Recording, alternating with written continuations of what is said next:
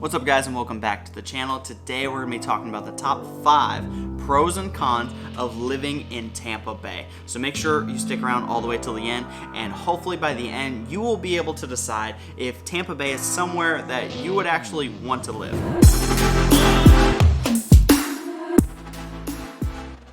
The number one pro is that there are so many things to do in the Tampa Bay area. Wherever you are at in Tampa Bay, and not just in Tampa Bay, because Tampa Bay is actually a very, very small city, but all the surrounding areas like Pasco, Pinellas, and Hillsborough all surround that little Tampa Bay area. You are practically surrounded by a beach everywhere you go. You are almost an hour away from a beach no matter where you are located. And practically that's what Florida is known for, right? It's known for their beaches. So, who doesn't want to live in an area where you can go to a beach just an hour away? And there's different types of beaches depending on, who you are and what you want to do. There's fun, more playful beaches where there's tons of people. There's volleyball, there's, kickball, there's people playing football. Like if you go to Clearwater Beach, there's lots of people on the docks and decks, doing different events, doing magic shows and, escape acts, things like that. There's a park, there's a playground, there's lots of activity, tons of things to do. If you want to go somewhere like the Clearwater Beach, but maybe you want to go somewhere more private, more quiet, then there's tons of other beaches that you can go to, like down in St. Pete, maybe a little bit more north, that are a lot more family friendly and just very peaceful and quiet. And if you have a dog, or a cat, I don't know, but there are tons of dog beaches in the area that you can take your little doggies to. As well as the beaches being just an hour away of everywhere you go, you have 4 different major national sports teams right in Tampa Bay. And if you're watching this video right now, you have the Tampa Bay Buccaneers, who play football and just won the Super Bowl in 2021. You have the Tampa Bay Rays, which is a major baseball team that is always, competing for a world championship almost every year. Then you have the Tampa Bay Lightning hockey team, who also is almost competing for a Stanley Cup almost every year. And if you like soccer, we have the Tampa Bay Rowdies based out of St. Petersburg. So we have major teams in soccer, baseball, football, and hockey, playing on the national level. So there are sporting events to go to all the time, not even including local high school as well as college actual sports. So once you spend maybe a long day at the beach, maybe you go to a sporting event later that day, the next day you can wake up and you can go to a theme park almost anywhere in Tampa Bay. You got Busch Gardens, you have Adventure Island, and then if you want to drive a few more hours away, you can go to Disney or Universal Studios and things like that. So major things to do in the area, as well as not including just all the local shops as well as dining areas all over Tampa Bay. So after you have all that, that doesn't include just all of the basic things that Tampa Bay has to offer, not only the city but all the surrounding areas of just the general fun activities that you can do. So any basic thing that you think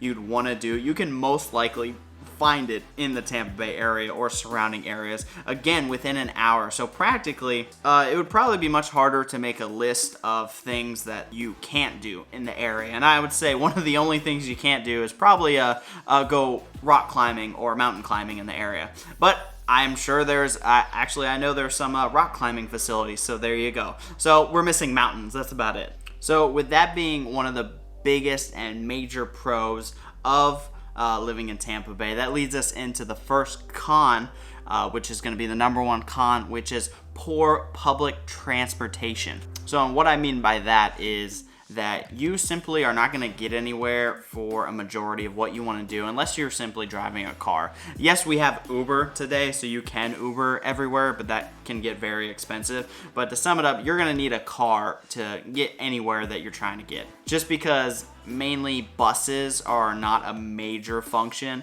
of the Tampa Bay area and surrounding areas. There are buses, obviously, but they're just going to drop you off in a general area, it seems like, and you got to be on their schedule. They're obviously not on your schedule.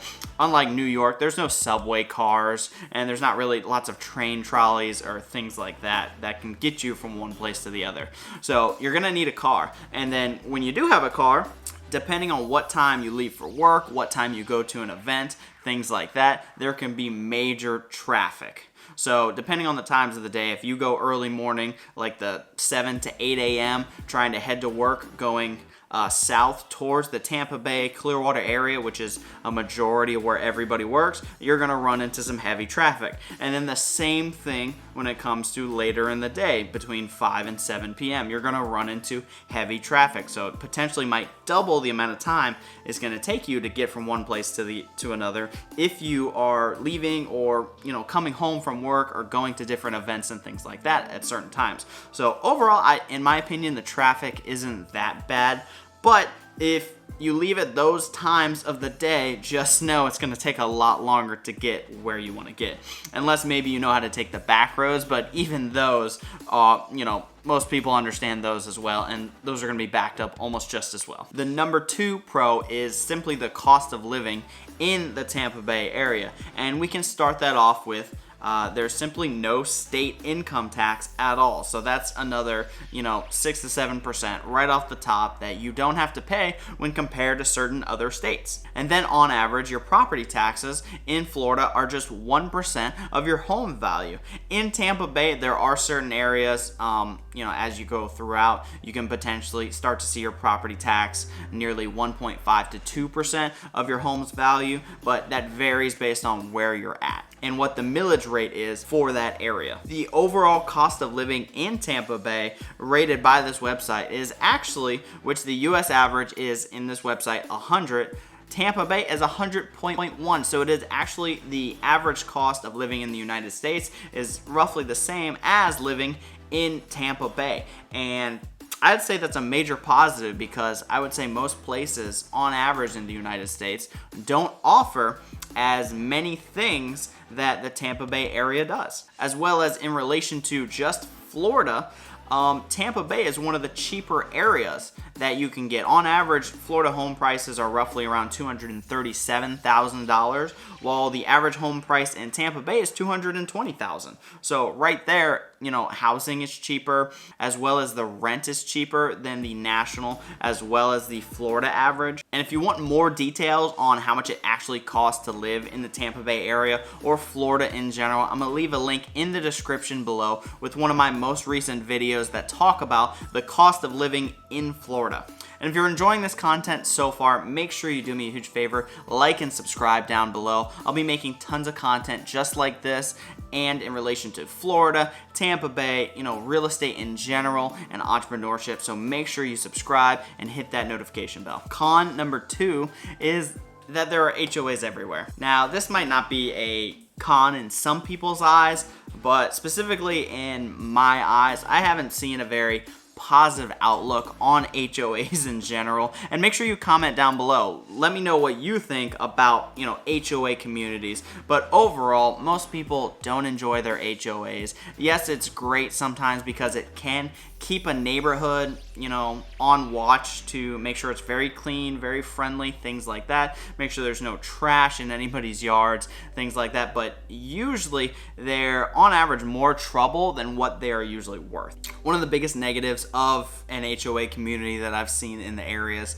is that if you want to do something to your house, specifically the outside, structurally or just representation wise, you want to change the paint color, you're going to have to ask your HOA community first. And that could potentially take a few weeks to get the answer back, and you may not even get a yes. So there's definitely going to be no spur of the moment, I really want to paint this house, or I really want to, landscape my garden in the front yard. That is not going to happen in relation to HOA communities, so forget about that. So if you don't like being told what you can and cannot do in relation to the outside of your home, then an HOA community might not be for you. As well as you can't get out of the HOA. The HOA is never going to go away. And another big negative of it is that it's a variable of cost that you can't control.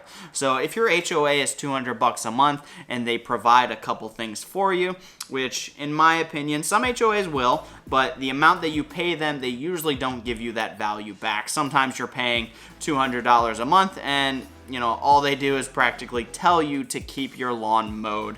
And most of the time that $200 a month, things like that, will just go to maintain maybe the front entrance of the community potentially. But one of the biggest negatives of HOAs is that you cannot get out of it, as well as it's a cost you cannot control, so the price can simply go up whenever the HOA community, sees fit. So if it could start at $200, very well within 5 to 10 years, it could easily be up to $350, just like that. As well as when you go to sell your home, as I've done with other clients in the past, I just sold a few recently that have HOA communities. We had some issues in relation to them because some HOA communities need to approve of the potential buyers that are coming in to buy that home in that specific area, right? Which might cause issues in itself, just simply the fact of the matter of just that. But as well as they could potentially put a hold on the sale of the property that the sellers are trying to sell with an estoppel letter, simply because maybe they painted their driveway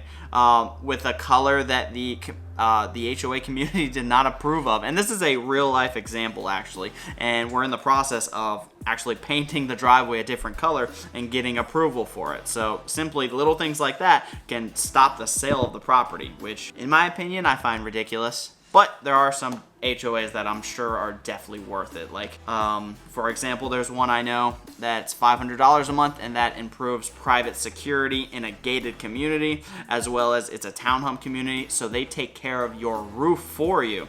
So I would say, overall that might be worth it, right?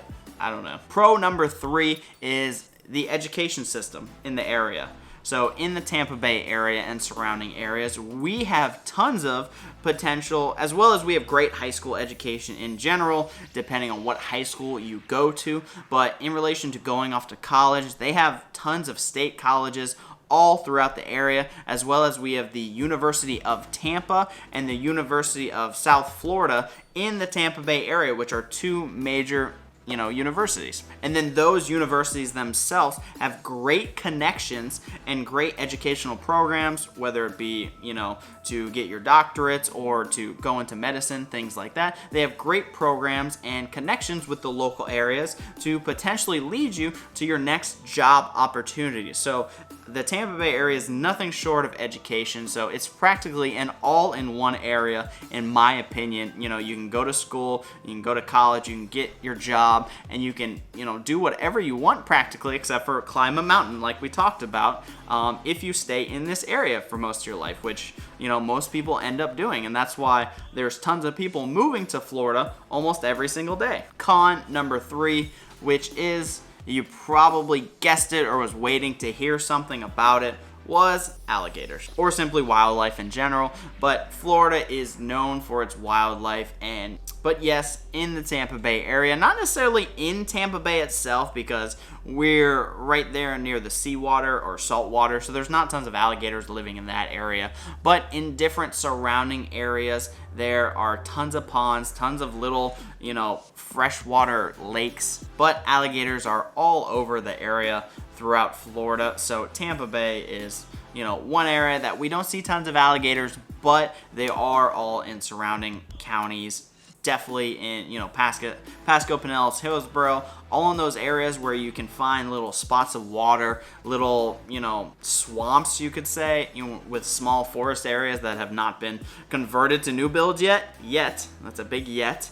But there's alligators, so you got to be very careful, especially if you buy a home living off the water, but it's not the beach water, it's like a little pond. You can definitely be fearful of alligators, and usually you can just call the wildlife control, or of Florida, and they'll come out and take the alligator out. But oftentimes there's gonna be a couple alligators in every pond that you see in the area. Oh, and breaking news. I just learned that alligators can be in saltwater. So you better watch out for alligators in the ocean. But they don't live in saltwater.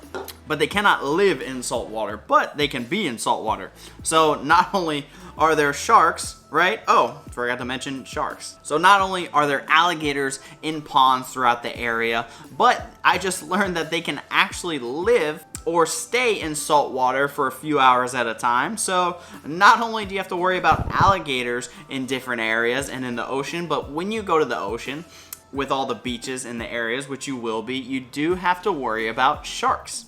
There's not tons of shark attacks, but there are sharks. So if you're worried about getting attacked by a shark or an alligator, well, first of all, of course, I want you to move to Tampa, but I would suggest that you don't go too deep into the water in the ocean, in different beaches, and you don't go swimming in the pond nearby.